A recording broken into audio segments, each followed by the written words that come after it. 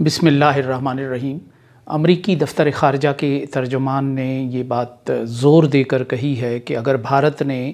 ہردیپ سنگھ نجر کے معاملے میں کینیڈین حکومت کے ساتھ تعاون نہ کیا تو امریکہ اور بھارت کے تعلقات انتہائی خراب ہو سکتے ہیں اور امریکہ ان تعلقات کا جو درجہ ہے وہ کم کر سکتا ہے، یعنی تعلقات محدود کر سکتا ہے۔ جب امریکی دفتر خارجہ کے ترجمان سے سکھ رہنماؤں کی جو سرگرمیاں ہیں دنیا بھر میں بالخصوص امریکہ میں پوچھا گیا اس حوالے سے، تو ان کا کہنا تھا کہ امریکہ میں اظہار رائے کی آزادی ہے اور ظاہر ہے کہ بھارت اس بات پر معترض ہے کہ جو امریکہ میں، برطانیہ میں، دوسرے یورپی ملکوں میں سکھوں کی سرگرمیاں بڑھتی جا رہی ہیں تو متعلقہ حکومتیں انہیں کنٹرول نہیں کر رہی ہیں۔ اب یوں لگتا ہے کہ 9/11 کے بعد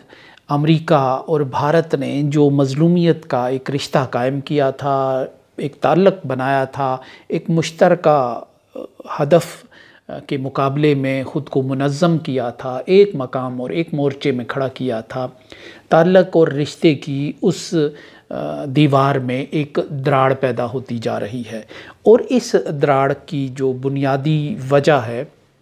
وہ یہ ہے کہ مغرب نے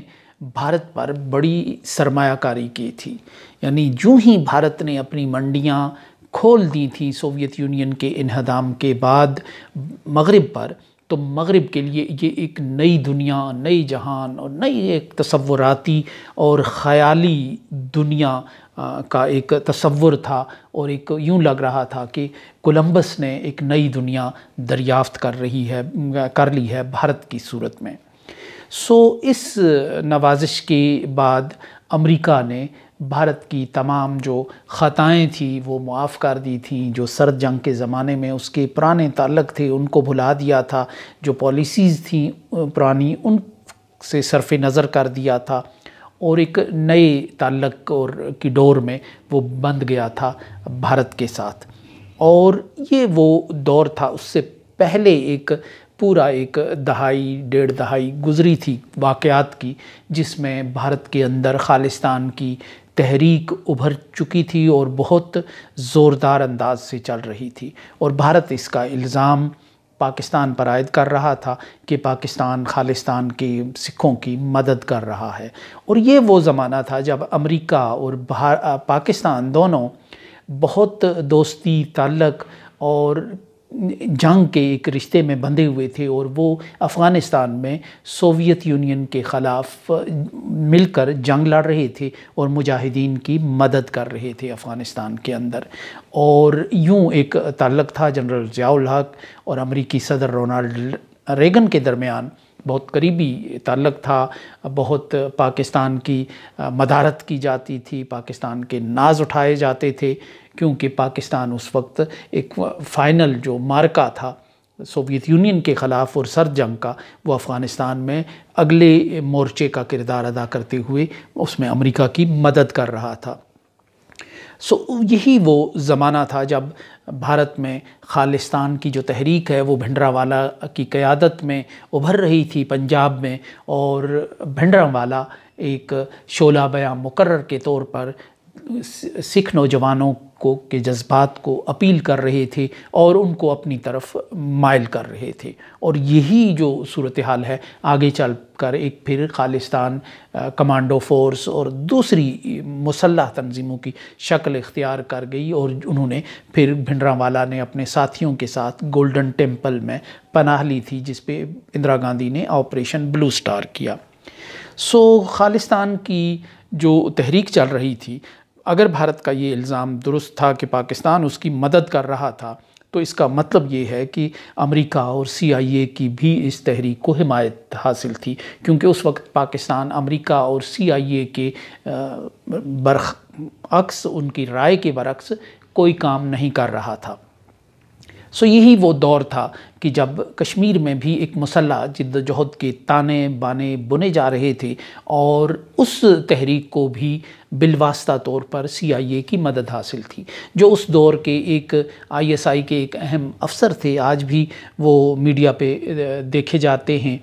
میجر عامر، انہوں نے کئی انٹرویوز میں یہ انکشاف کیا تھا کہ انہوں نے 90 کی دہائی میں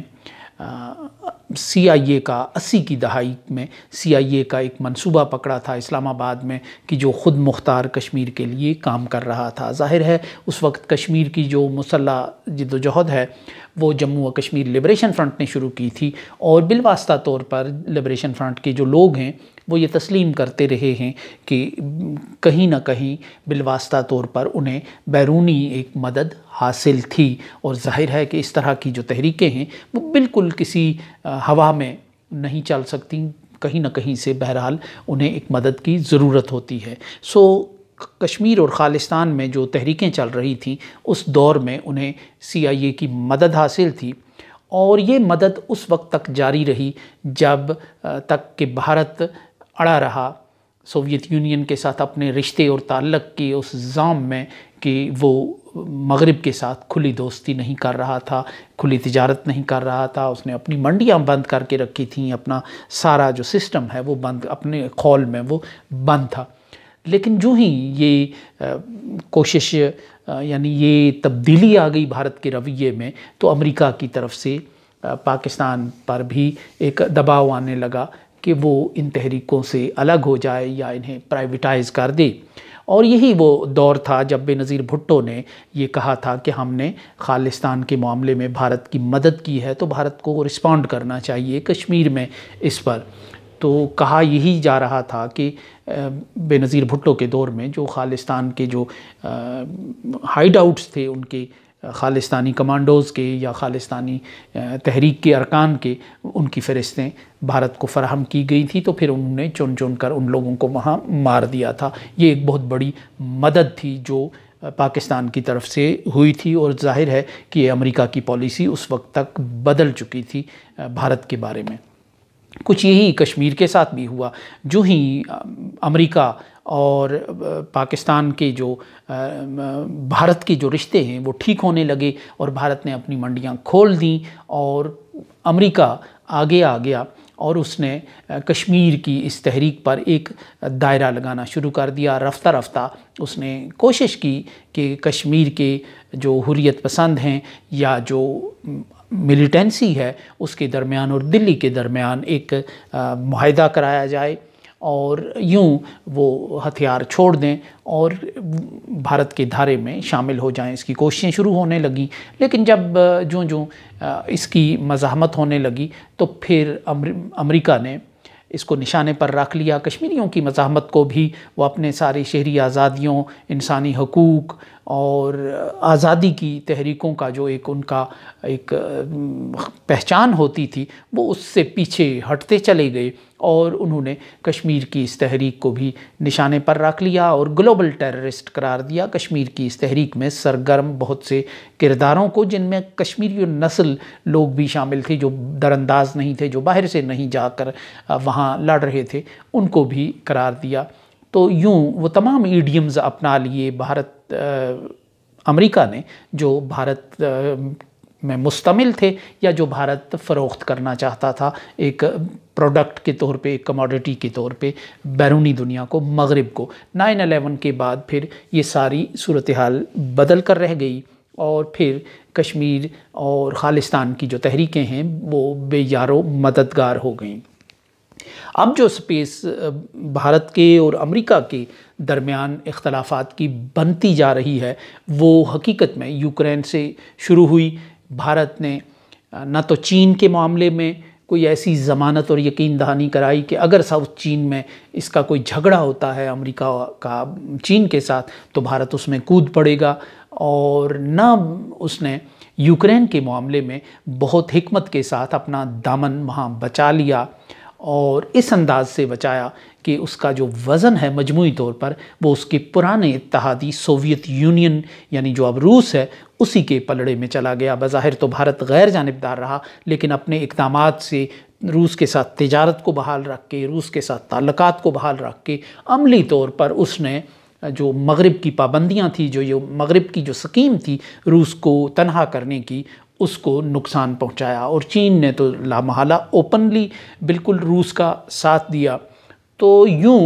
دونوں جگہوں پر چین اور روس کے مقابلے میں بھارت نے امریکہ کی خواہشات کو پورا کرنے سے انکار کر دیا۔ تو یہ ایک صورتحال ڈیولپ ہو گئی، جس کے بعد مغرب میں بھارت کے بارے میں کوئی نئی ایک حکمت عملی بھی سامنے آنے لگی، اور وہ جو دودھ اور شہد کی نہریں اور وہ میٹھا جو لہجہ تھا وہ بھی تبدیل ہونے لگا، اور خالصتان کے لوگ زیادہ اعتماد کے ساتھ اپنی سرگرمیاں کرنے لگے، اور خالصتان کے معاملات پہ امریکہ اور مغرب سٹینڈ لیتا ہوا بھی نظر آیا۔ اور جلد ہی اگر حالات اسی رخ چلتے رہے تو کشمیر کے بارے میں بھی اب مغرب سے بہت ٹھنڈی اور خوشگوار ہوائیں آنا شروع کریں گی، کہ جو موسم بالکل ہی روٹھ گیا تھا مغرب کا کشمیر سے اور اس ریجن سے، وہ موسم دوبارہ 80 کی دہائی کی طرف لوٹتا ہوا نظر آئے گا، کہ جب امریکہ کشمیر کے ساتھ انسانی حقوق کے حوالے سے، شہری آزادیوں کے حوالے سے، میڈیا پر پابندیوں کے حوالے سے کچھ نہ کچھ بولتا ہوا نظر آئے گا، بالواسطہ یا بلا واسطہ طور پر۔ تو یہ ایک بھارت کے ساتھ پیدا ہونے والی ایک جو خلیج ہے، جو بھارت کی طرف سے ساری مغرب کی سرمایہ کاری تھی اس کو پہلے تو یوکرین میں ڈبو دیا، اور اب بھی بھارت جو ہے وہ چین کے مقابلے میں کسی باقاعدہ جنگ میں کھڑا ہونے سے مسلسل انکاری ہے۔ پاکستان کے لیے اس میں ایک خوشی کا سامان ہے، پاکستان کے لوگوں کے لیے، کہ امریکہ پھر مہربان ہو گیا ہے، لیکن ماضی بھی یہ بات بتاتا ہے کہ امریکہ نے پہلے بھی بھارت کی کلائی مروڑنے کے لیے نہ صرف خالصتان کی تحریک کی خاموش تائید کی، مدد اگر نہ کہیں آپ تو ایک خاموشی سے اس کی تائید کی، خاموش رہ کر، اور کشمیر کے معاملے میں بھی جب کشمیر کی مسلح جد و جہد کے تانے بانے بنے جا رہے تھے تو وہ امریکہ اور CIA کسی نہ کسی انداز سے اس میں شامل تھی۔ لیکن جو ہی بھارت نے تھوڑی سی سپیس امریکہ کو دے دی تو امریکہ کا سارا رویہ ہی تبدیل ہو گیا، اور وہ ان تحریکوں سے پیچھے ہٹ گیا، اور اس نے ان کو بے یارو مددگار چھوڑ دیا۔ اب امریکہ کی ڈیفینیٹلی یہ خواہش تو ہوگی کہ وہ یہاں چین کے مقابلے کے لیے ایک ایسا مقام تلاش کرے، ایک ایسا پوائنٹ تلاش کرے جہاں وہ بیٹھے نگرانی کرے، اور وہ یہ ریجن نظر آ رہا ہے کشمیر کا بالخصوص اس طرف تو بھارت گھسنے نہیں دے رہا، تو یہ آزاد کشمیر اور گلگت بلتستان کا جو علاقہ ہے یہ اس کے لیے مناسب ہے۔ تو ظاہر ہے اب پاکستان اور امریکہ کے تعلقات، افغانستان سے جب وہ نکلا تو اس نے پاکستان پر فوکس کیا، کہ جس پاکستان کو وہ بھول چکا تھا، فراموش کر چکا تھا، اس پاکستان کے ساتھ دوبارہ اس نے رسم و راہ شروع کی، جو مغرب میں اسٹریٹجک ڈائلاگ ہوتا رہا امریکہ کا اور پاکستان کے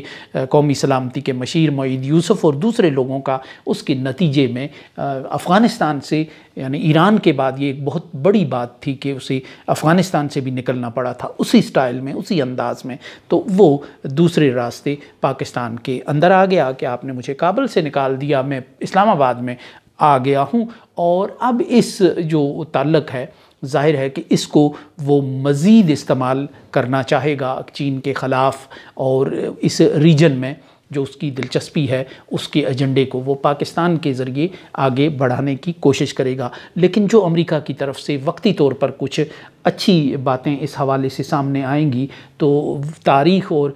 وقت یہ بتا رہا ہے، اور ماضی یہ بات بتا رہا ہے کہ وہ ایک پرینک بھی ہو سکتی ہیں، کہ جو ہی بھارت نے تھوڑی سی سپیس امریکہ کو دے دی تو وہ ایک بار پھر پیچھے ہٹ جائے گا، کیونکہ اس کی اصل جو ضرورت ہے اس خطے میں وہ پاکستان نہیں، بھارت ہے۔ بھارت جب اسے سپیس دیتا ہے تو وہ پاکستان کو بھول جاتا ہے۔